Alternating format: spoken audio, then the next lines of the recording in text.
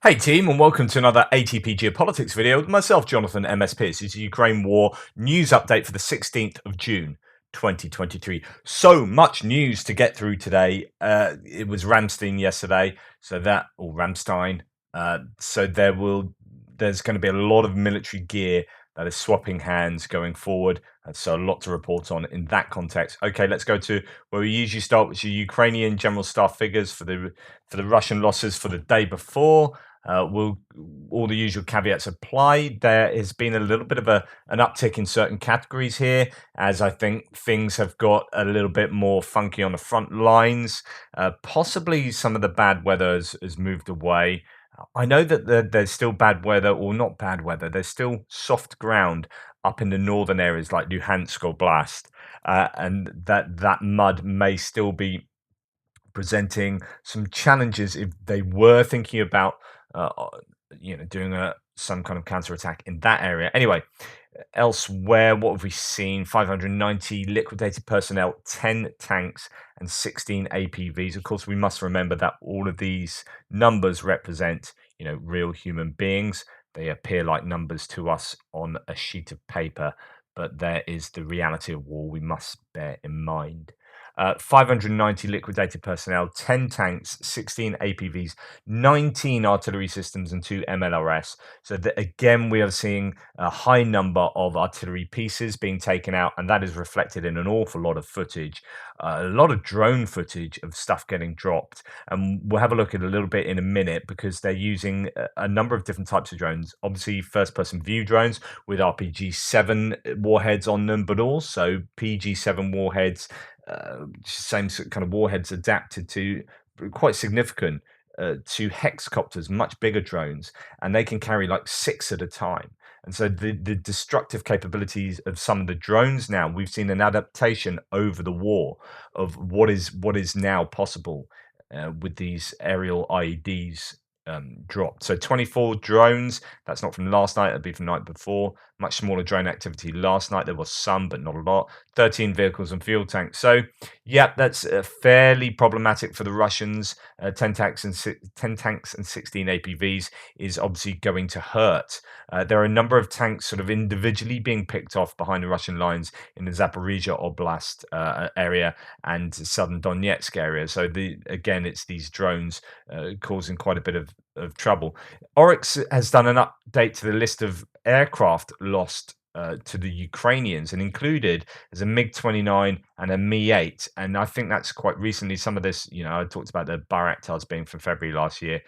Basically, just the rest of these are drones, but 2 aircraft there. I've not seen any details about that. That's worrying, obviously, for the Ukrainians because they have a much smaller air force than the Russians. The Russians have also lost a helicopter. And there's footage of this. This was one I think that was added yesterday. I said I didn't know much about that. Well, it's sort of coming out now. This footage looks very similar to previous footage. I guess helicopters, when they get hit, they're often traveling low, right? They don't travel high. So, this is what happens when you hit a helicopter. Давай сюда теперь. Один. Ой, блядь. Давай сюда теперь. So, as ever, when helicopters are lost, it's the loss of the airframe itself. Of course, that's a huge loss to the Russian capability, well, to their capacity, but they do have a number of helicopters. Uh, it's more problematic the loss of the crew. I don't know how many crew they would have had in that Ka-52, but that is more difficult to replace. Okay, this is a significant hit because of the high value to this kind of equipment. It's a Russian 1L259 Zupart counter battery radar that was taken out, as well as an R934B Sinitsa jamming station. This is a high value target, and it will be super useful for the Ukrainians to have succeeded here. As you can see, I literally just didn't I mute that? Oh goodness. Yeah, so 2 separate bits of kit getting taken out, I think. So there, big bang coming, Bosch, and of course this is really necessary when you are just about to, or in the middle of mounting counterattacks as part of the counteroffensive. These will be, really important targets for Ukrainians to take out. Although that wasn't a direct hit, that would have done an awful lot of damage to some very sensitive machinery there, with all the shrapnel flying off. You can see a lot of that shrapnel. It looks like a Gimler's strike, so that could be, who knows, could be some kind of HIMARS, I don't know, taken out by Gimler's. Right, anyway, moving on. This is FPV footage, and the reason I'm showing this is because you can do some serious damage with these FPV drones, and they are being more and more a vital component of the Ukrainian ability to strike the Russians behind their lines.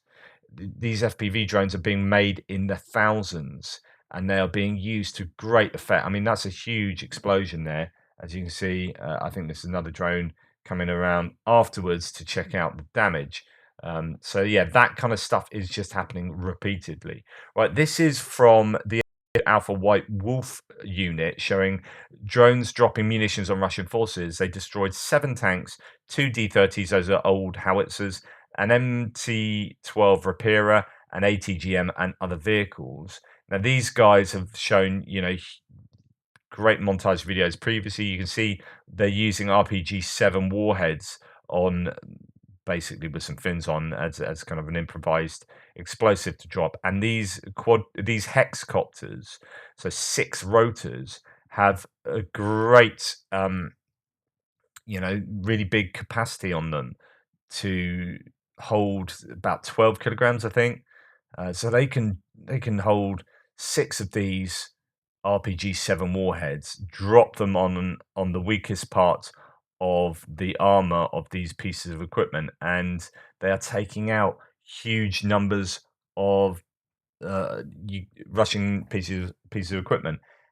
You add that to the first-person view drones, and I'm pretty certain that most of these numbers are going to be coming from drone hits. Certainly with the tanks and APVs, that's my opinion. Um, on the other hand, the Russians are using, as I said yesterday, they are using helicopters to support their activity on the front line. And this is a worry because they have much greater range than than the manpads that the Ukrainians have to hit them back. So again, it's always worth taking that into account. However, we have just seen one of these taken down. In an interview with a Russian tabloid, a Russian serviceman in the south said that Ukraine's foreign tanks are very accurate, particularly at night. And I've talked about how there's this competitive advantage Ukrainians have at night because they have better night vision equipment, particularly in the NATO tanks that they're being given. But over the course of the war, they have been given an awful lot of optics for individual infantry use, but also, as I say, with their equipment too.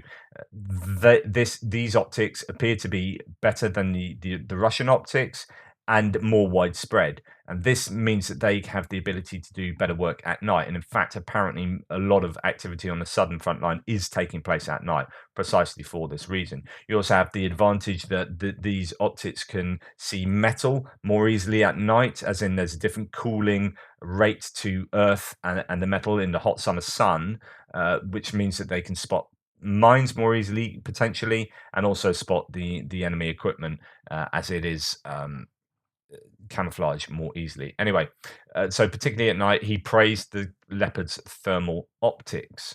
There is rumor going around that Budanov has been injured.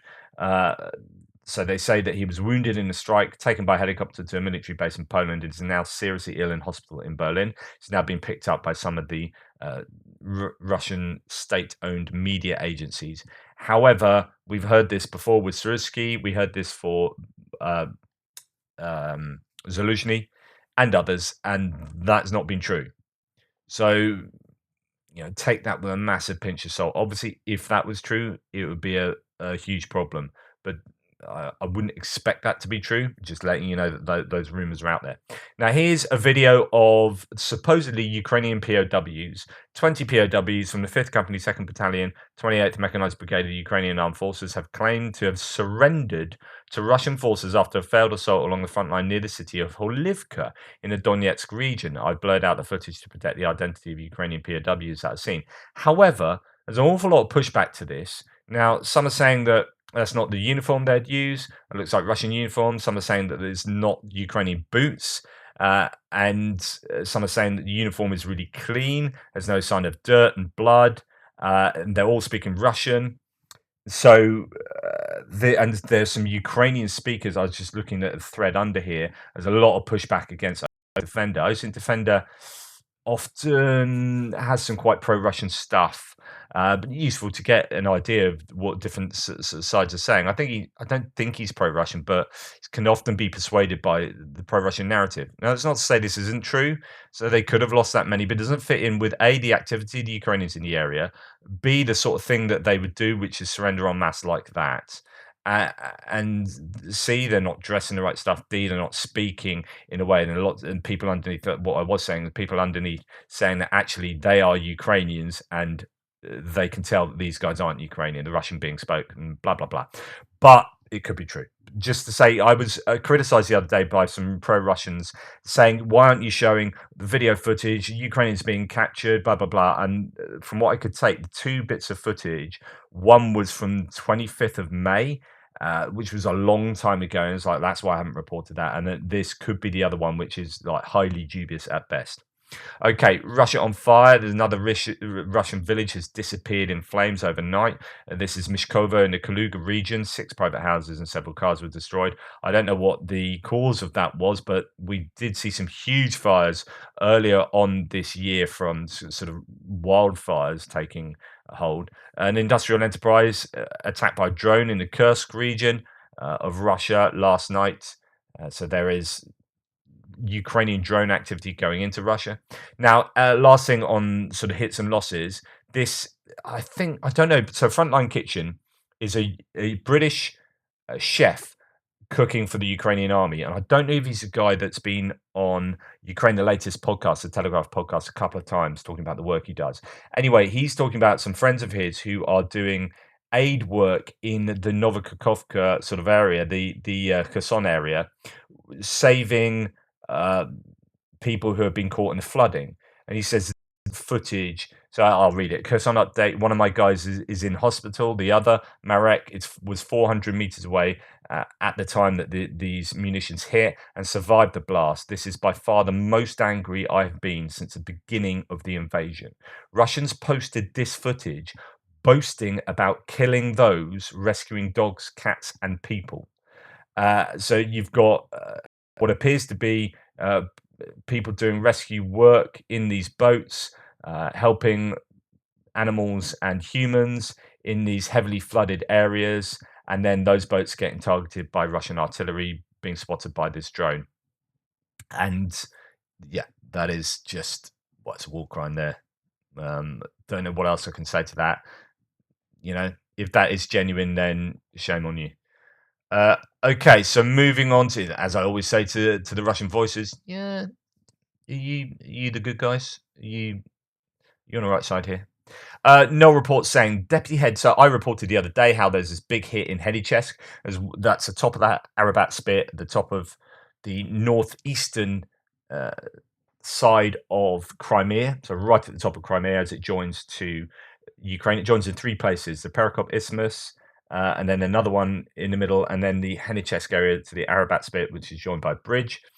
And there was a Russian base that was here, or I think it was more like a hotel being used, the base that was here, and it caused the death of a Russian general or someone very high up. Well, it turns out there's a second person that's also died that is really high up. So the deputy head of the department of the Russian Ministry of Internal Affairs for the Kherson region, Colonel Serhiy Postovalov. Goodness, words. Was killed on the 10th of June after a storm shadow strike on the Arabat spit. The words are going to be difficult today. I was up at between 2 and 3 this morning. We live on the south coast. My boys have gone on a school trip to France for a day. I mean, that's a great thing about living on the south coast. They can do single day trips to France. But it does mean you have to get up at 2 in the morning, and it's between 2 and 3. And children aren't wanting to get up at that time, I can tell you. Anyway, especially when one of them's on the spectrum. That was challenging. Another attack on Tokmak this afternoon. Ukraine's favorite hunting ground right now. So Tokmak is getting absolutely hammered on a nightly basis. This is a really super important place in the middle of Zaporizhia Oblast between the front line and the Melitopol, and will be almost definitely. I mean, I bet my mortgage on that is going to be one of the first places that they're aiming on. If not, they won't go straight in because it's surrounded by fortifications, but they will try and encircle it and force the Russians to pull out there. That's for sure. Anyway, another 5 explosions reported last night. That's the kind of activity that takes place every single night in Tokmak. Donetsk was hit. Oh no, sorry, Donetsk Oblast. This is Volnovakha, which is another really important place just southeast of Vuhledar, and that is a railway hub. It has been hit consistently uh, over the last sort of half a year or so. Again, hit last or yesterday, possibly HIMARS strike. And then a quiet night in Kiev, but not in Kursk. I talked about that earlier. This should have been on my sorry, the other one should have been in here, which is Kursk was hit. Um, a drone reportedly crashed into a communications tower. Actually, this is separate from the other one. The other one was industrial enterprise. This is a communications tower in the village of Krasnikovo, and then into a company admin building. That might be the one. So this could be the same incident with 2 explosions where it started a fire. Yeah. So anyway, that's Kursk. That has been hit as I already said. Right. Okay. Moving on to just a quick synopsis of what's going on the front line. And there has been quite a bit of activity right across the front line. It appears that there's been a little bit of an increase yesterday and last night. Well, last night including. We'll start on the westernmost edge of the front line along the Dnipro River, where it appears that a commando attack has taken place across the Dnipro in Novokhovka. There's been gunfire there. There's been, I think, close air support from the Ukrainian Air Force hitting Novokhovka, and I don't know where it's at the moment today, but last night there was activity there, so that's definitely something to watch out for. Are they trying to get a foothold across the Dnipro despite the dam situation? Uh, Interesting, keeping the Russians on their toes. Vladimir Hysteria is my middle name. Rogov, Russian appointed council member of the occupied Zaporizhia region, is worried. Quote, the Ukrainian activity in the Orikhiv direction has sharply increased after a long artillery preparation. Infantry rushes into battle. So this is the area, Malatok Machka, where the Ukrainians lost a bunch of stuff.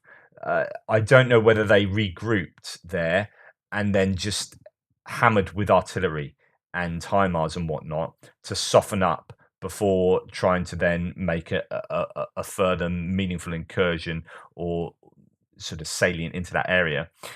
Ukrainian forces announced that they have advanced 3 kilometers in the area of Malatok Machka and retook 103 square kilometers of territory in the past week. Ukraine has likely taken most of the green area, which is 22 square kilometers, and parts of the yellow area, which is 24 square kilometers. It's estimated that around 60 square kilometers of land was retaken in Velika Novosilka. That's on off to the east from here. But this is the area, and there's Robertona, which has seen some activity towards there yesterday. This is the area where they lost those sort of Leopards and Bradleys. Most important, says no reports. In fact, what do they say? Summary of Russian reports about the front. Renewed activity along the Zaporizhia front line, mainly around Roberterne, so that's where we just seen the Orikhiv section. And near Velika Novosilka, there's renewed fighting for Staromayorsk and Urezhainy. So those are contested areas just south of Makarivka, which was the one that the Russians were trying to retake a number of times. Rebar says that Ukrainians have grabbed a foothold by landing troops near Oleshki. So that's Novokhovka, Oleshki area. Oleshki's opposite, actually slightly different area. Oleshki's opposite Kherson, and this was Novokhovka. So actually, that's 2 areas. It's not quite zoomed in enough. That's 2 areas along the Dnipro where there could be a foothold for the Ukrainians. Interesting. Most important, Wargonzo states that the Ukrainians have made progress towards Roberterne and managed to take new positions towards Drozhnyanka. It included a map of the location of Drozhnyanka, as it is not so widely covered yet. So Drozhnyanka is south of Halipale, which is just to the east of uh, um, what was I talking about? Orkiv. Sorry, so many things going through my brain. So you've got some activity over here, if you were to extrapolate the map, and here as well.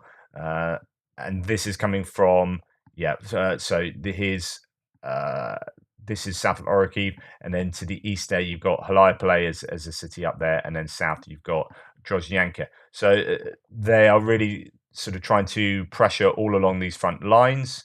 And that is sort of corroborated by Russian sources as well. So War Gonzo is saying um, Ukraine were attacking towards Robertona, or attacking Robertona. This is the way to the strategically important Tokmak. There is some progress. Also, the Ukrainian armed forces managed to take new positions at Drozhyanka. This is a road to strategically important Polohi. Both of those places, Tokmak and Polohi, have been softened over the last several months or longer. Russian artillery fired on Ukrainian units in Haliapoli and Krasnoye. The armed forces of Ukraine hit the positions of the Russian armed forces in Piatikatki, which is further towards the west, towards the edge of the reservoir that is no longer really a reservoir. Anyway, breaking news, the Ukrainian army, so this was yesterday, I did report this in my extra video because it just came out before that, has advanced by another kilometer south of Vuhledar. The Ukrainian army is moving forward on at least three directions along the front lines. Russian defenses are getting stretched. Now, here you've got Volnovakha being hit, which is just south of there, and what you're starting to see is in every place of advancement, the major target city to the south of there has been hit significantly by HIMARS artillery and whatnot. So you got south of here, you got Volnovakha being hit, south of Drozhyanka, you've got Polohi being hit, and south of the Orhiv area, you've got Tokmak being hit, and they're just advancing. They're preparing the road towards their targets, and it's all kind of like coherent. Anyway, a lot of activity along those front lines, and that does include Bakhmut as well. So there's advancement in all directions of attack, about a kilometer in each, says Anna Maliar, the deputy defense minister. In the Bakhmut direction, offensive operations continue near Rozdalivka, Krasnopolivka, and Berkivka, Yehidny. So there is success. So that's in Bakhmut. Those are all places to the north of Bakhmut. I think there's been success as well around Klishchivka to the south. And significantly, Ukrainians seem to have the high ground around Bakhmut now, as Mr. Parrott here says. Now that Ukraine controls the high ground around Bakhmut city, it's become a shoot fish in a barrel situation, as according to them. It is, fairly good news for the Ukrainians on most fronts by the looks of it. Right, moving on to bits and pieces here.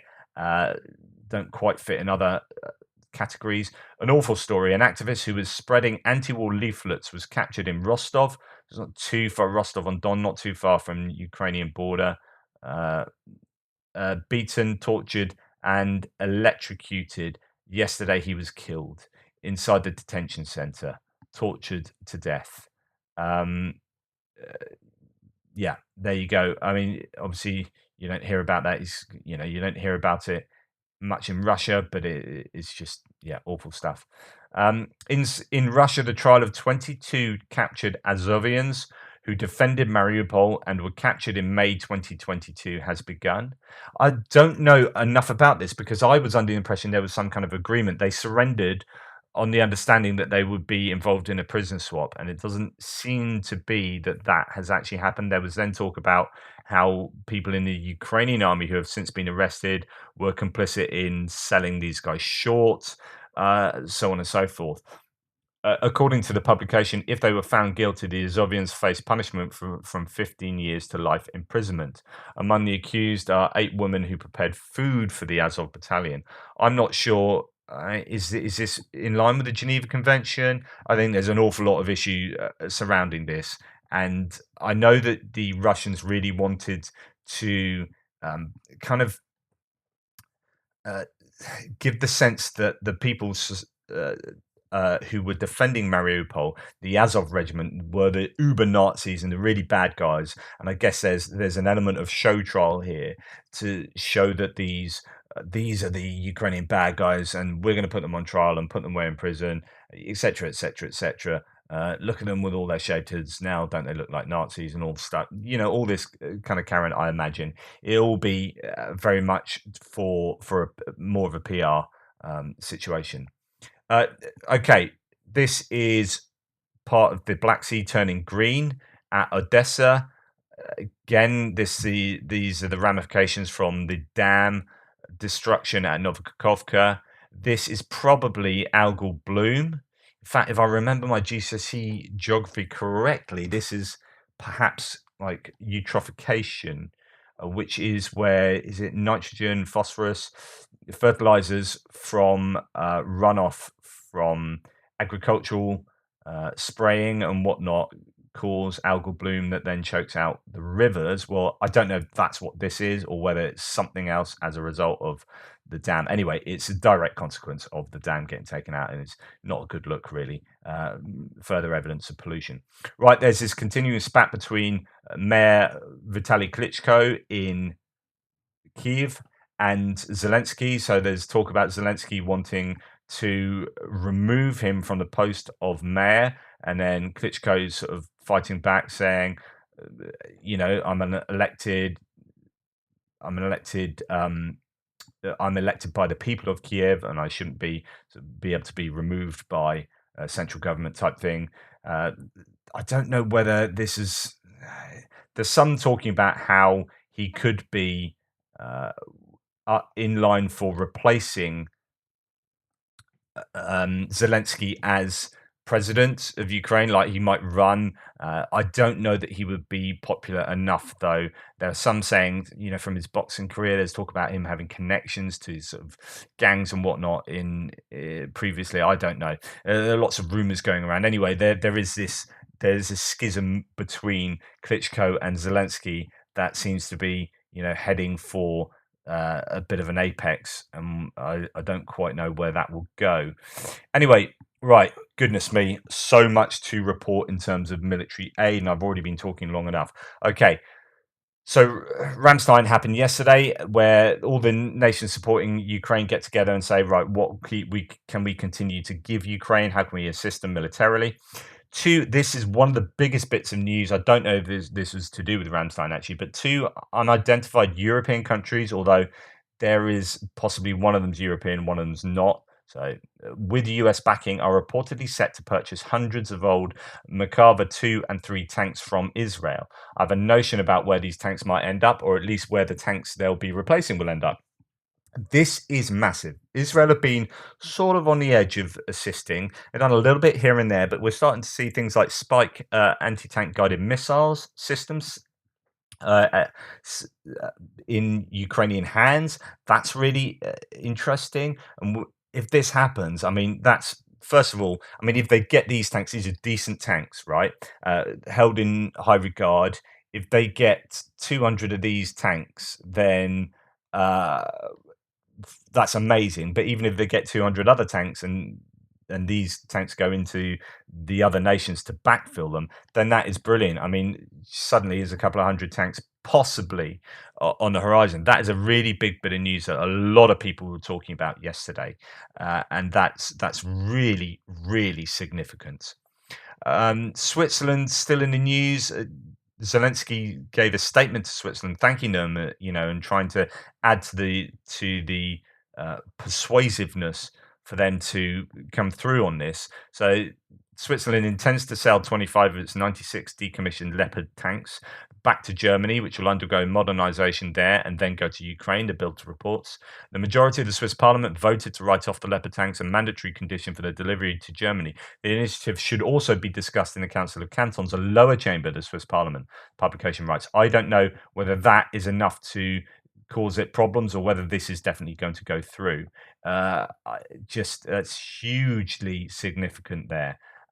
25 Leopard tanks would be brilliant. So Ukraine will receive 14 additional Leopard 2A4 MBTs. Denmark and the Netherlands will finance the purchase, and Rheinmetall will overhaul and deliver the tanks. So again, this is all kind of connected. Rheinmetall has a bunch of tanks.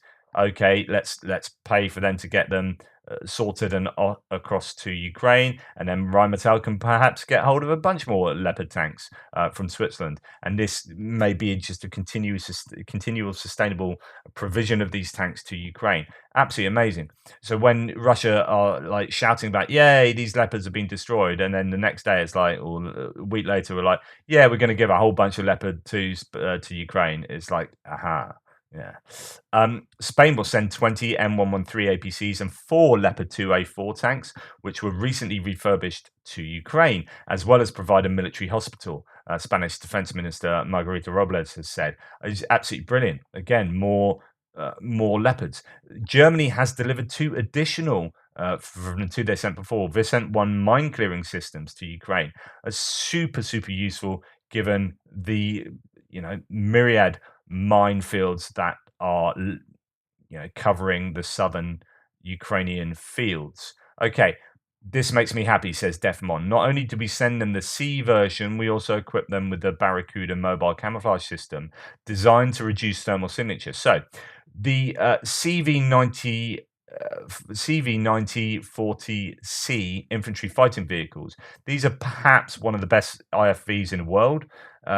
People talk about a lot about Bradley, the stabilized guns on these things, and they've got loads of advantages. Seem to be really good.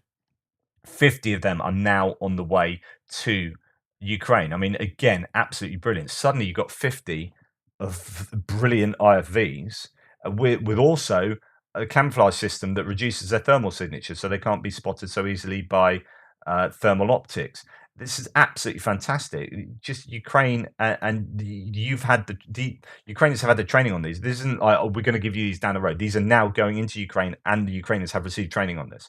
So suddenly you've got a whole other, brigade of or whatever. Do you know what I mean? It's this continual upgrading of the Ukrainian forces and the adding to their capacity and as I said yesterday, every single one of these tabs that I'm telling you, whenever I've already done 6 in the military aid, right?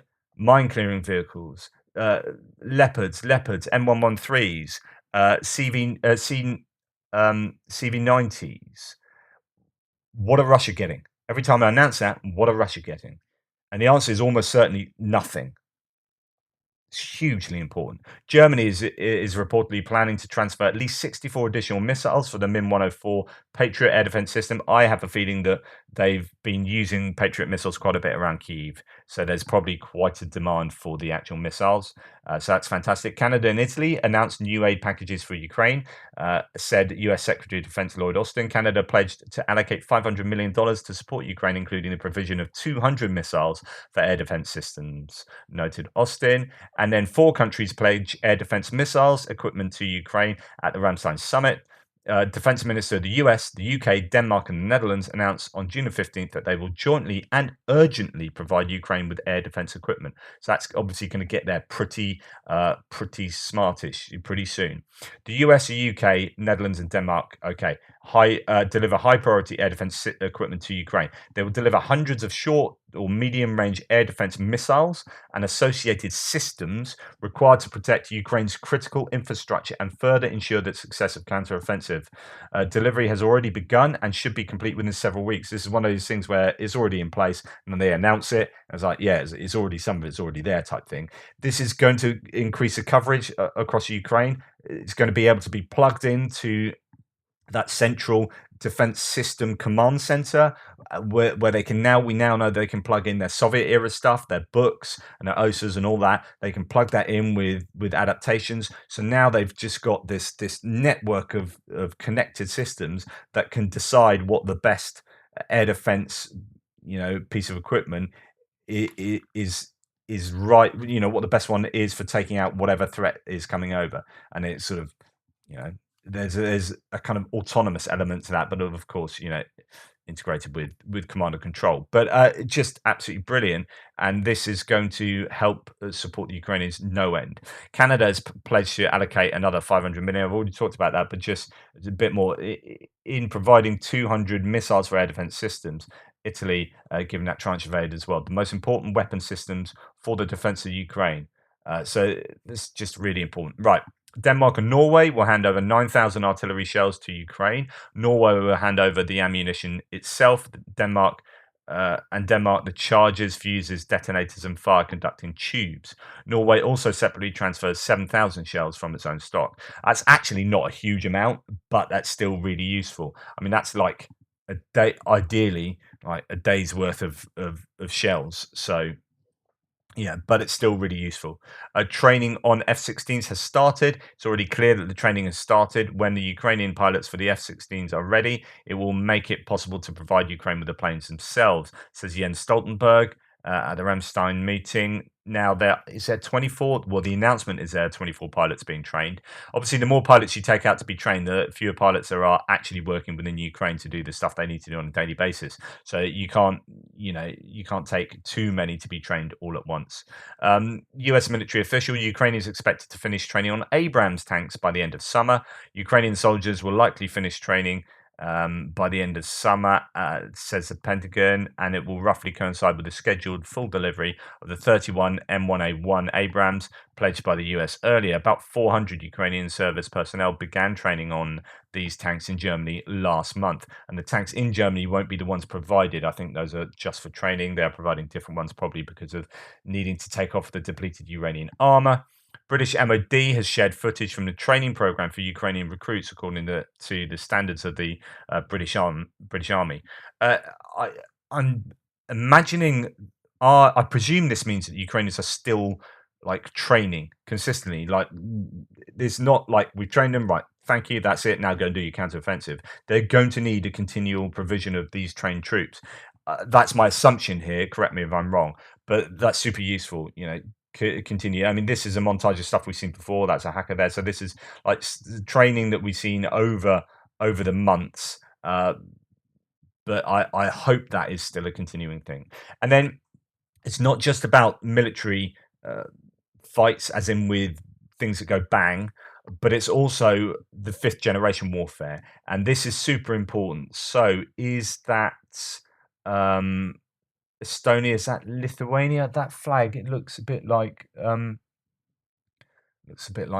the Dutch. No, that is Lithuania, I think. Oh no, that's Luxembourg. That's why I can. Yeah. Okay, so that's interesting. Luxembourg and Estonia will join forces to create an IT coalition to strengthen the Ukrainian defense IT capabilities and information security, and they will coordinate with the Ukrainian Defense Contact Group. That is really, really important. So it's about fighting this war on all fronts. And I talked yesterday about how important information is and misinformation, and that's super important. So uh, here is the first time I think I've seen in action a UGV, an unmanned ground vehicle.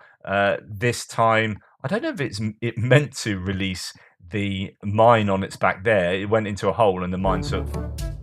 I literally just muted that again. Whoa. So it drives along, gets stuck in there, and as it goes into the hole, it it drops the mine. But maybe it wasn't meant to drop it. There's two examples of going to a hole and dropping a mine.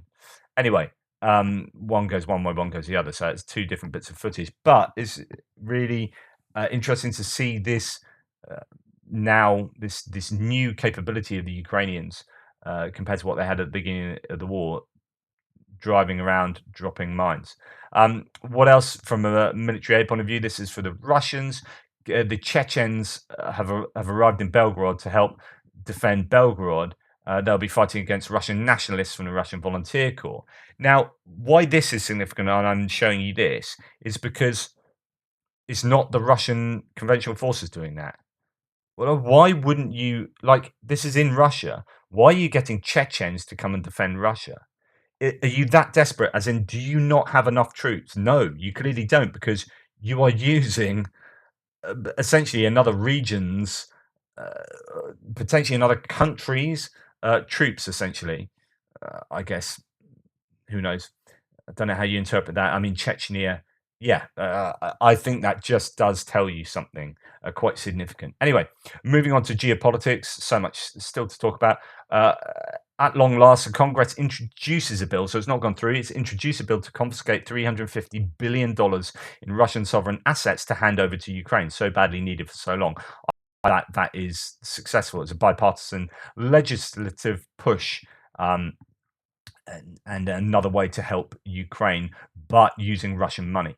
Zelensky has had a telephone conversation with the Prime Minister of Belize, Juan Antonio Briceño. Now, he said support for the Ukrainian initiative to create a special international tribunal for the crime of aggression against Ukraine is important to us. So I invited Belize to join the coalition to create the tribunal. This is how good Zelensky is, right? Do you think that Putin would be phoning up the Prime Minister of Belize? Almost certainly not.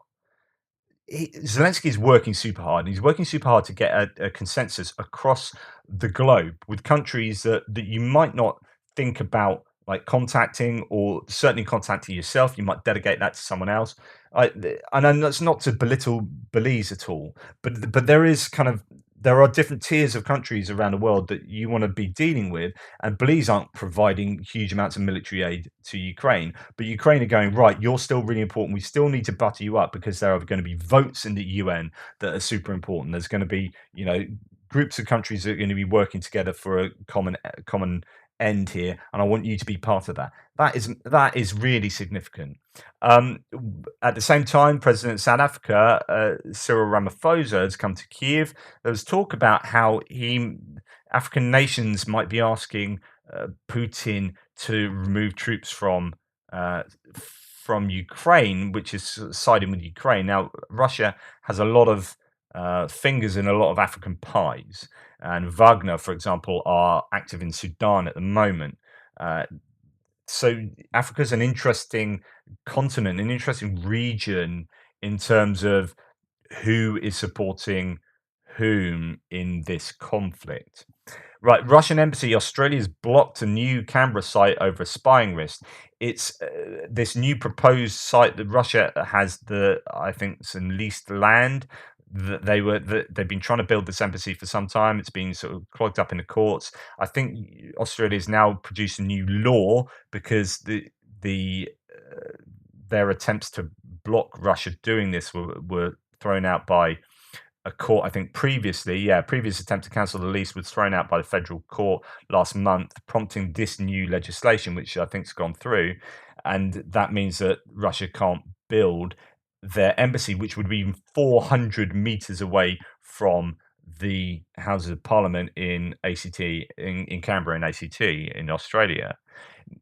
I've talked previously about how the embassies across Europe, Russian embassies, are basically just espionage units.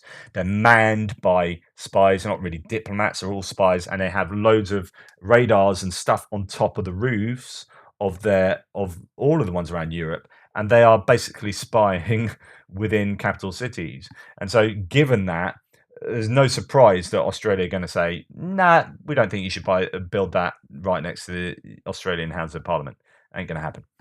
Croatia has recognised that Holodomor famine in Ukraine as genocide. This is really important. The different nations are doing this, and again, it gives you a sense of, um, if not overt political support, some kind of cultural political support. It's not yet. We're not giving you a bunch of weapons and money and stuff, but actually we are recognizing that the Soviet Union wronged Ukraine and there was genocide involved, and that sends a message to Russia. I think this is still really important. It's about fighting this war on so many fronts for Ukraine. Uh, all these different political, cultural, um, geopolitical, economic, military, in all these different spheres. And I think Ukraine are doing an incredible job of doing that, considering they're in the middle of a war, still able to get all this stuff achieved by persuading and appealing to other nations. Western firms have snubbed the Russian Davos as its prestige evaporates. So this is a St. Petersburg annual event, the St. Petersburg International Economic Forum, that usually attracts sort of big companies and names and people and millionaires and whatnot. Well, it's now been seen as totally toxic, and as a result, loads of Western corporations have pulled out, and indeed a bunch of Russian ones have pulled out because there's no one going type thing, including Yandex, which is their kind of version of Google, so on and so forth. So this is significant and a kick in the teeth for Russia for sure. Um, Here we have Warren Buffett, who's a very famous US philanthropist, very rich man. He's about 137 years old, I think. No, but his son, Howard Buffett, I think is going to be one of these older people there. That's in there. That's Howard Buffett. So he is in Avdiivka, right, which is right on the front line. And this guy doing philanthropic work has gone out to give humanitarian aid to remaining residents in Avdiivka. That's just crazy and awesome. Brilliant. Well done, mate. Ukraine's offensive has hit a steel wall. Right. This is Senator Dick Black, who he's a genuine senator of, is it Virginia? Is it VA? I think it is. Anyway, if you're American, please just hassle this guy publicly. He is basically spouting actual like Kremlin propaganda stats here. So he says publicly, Ukraine's offensive has hit a steel wall. No, it hasn't. 7,000 killed in action.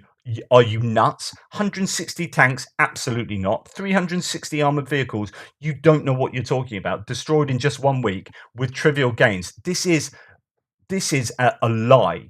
This is a Russian lie that you are spouting, and this is deeply irresponsible. It is a pointless bloodbath. Charred Leopard tanks and Bradley vehicles lie everywhere. No, they don't. There's one place, Orikhiv, where a couple of them are. Get your facts straight. Telling Ukraine to fight for as long as it takes is inhuman. End this tragic war now.